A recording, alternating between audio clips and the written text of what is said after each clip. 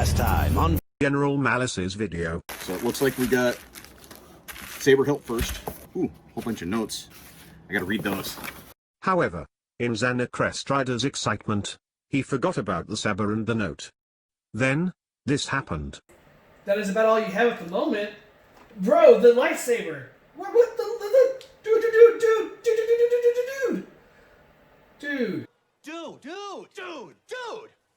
dude.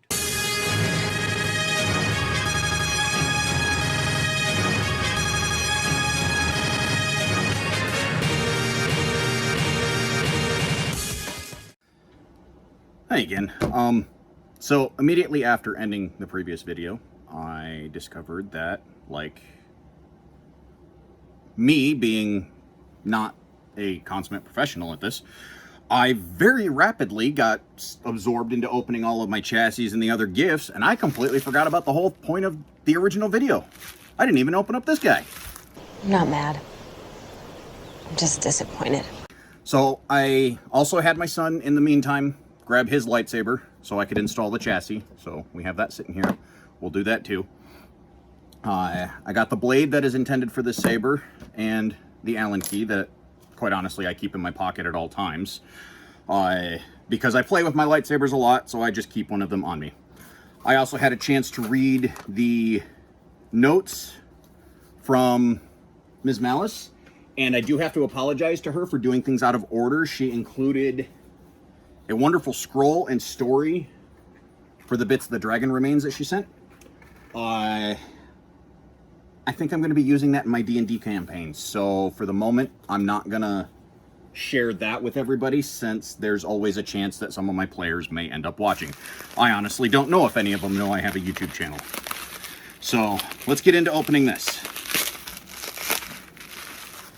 So what we have here is the replica, or rather the twin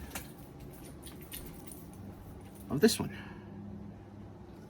So as you can see, the design is almost identical. The weathering is a little different, but you would expect that two sabers, even if they were designed to be exactly the same, would weather differently as they were used.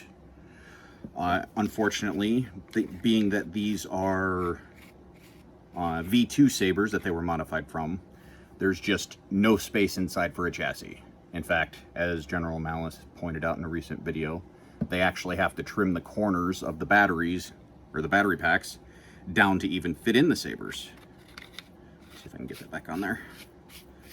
The V2s are a little finicky to get the pommels back on, but I do have the Allen key here. I can open these back up. We'll get the blade in there.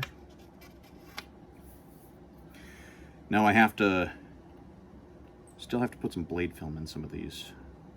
General Malice did readily admit that he was unable to get that set for this particular one, but the other saber, or the other blade, does have film in it, and that's what originally came with this one.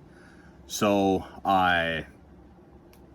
it was more the fact that he sent me a second blade, because this is a mid-grade blade, and if I'm going to be fighting with these things, which I fully intend to, I wanted to have two heavy-grade blades. So he was very kind and sent me the second blade to go with it, but the trade-off was I will have to finish the interior of this one. So if the glow isn't exactly perfect, it will probably be much better when I actually finish that out, which I will do later today. But for the moment, as you can see, it does dim out quite a bit as we get down to the end. That will be fixed as I put the film in there. But now I have my twin blades. And you will notice, or at least as best as you can on the video, that the shorter of the two blades is in my right hand and the longer is in my left hand. That is because I am left-handed and therefore will hold the blade in an opposite configuration of what most people would. Before we go though, I wanted to show you guys how we install the blade components. Now, you'll notice that there's actually something on the pommel already. That is a felt pad. It's a 1-inch adhesive pad.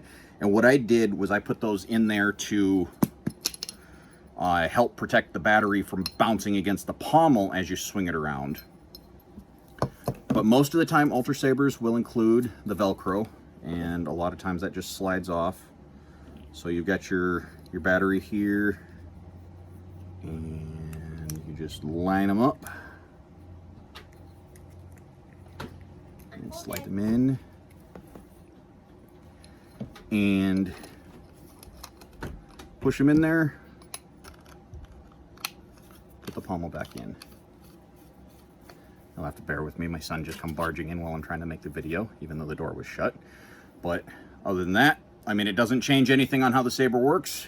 But now, if you rattle it, the microphone's actually up by my ears because I'm using my earbuds for that. It works surprisingly well to get a wireless mic. So there's no rattling in this whatsoever. And that's very nice because it's an 11-year-old little boy swinging this thing around, and he would not know to be careful not to break the battery pack. So again, thank you guys for tuning into what will probably be a second part of this video. On my own channel, I'm also going to give these videos to General Malice and let him do with them as he wishes. So this may be all part of the same video for him. Anyway, we will see you guys the next time I have something of interest to show off, and hopefully that won't be too long.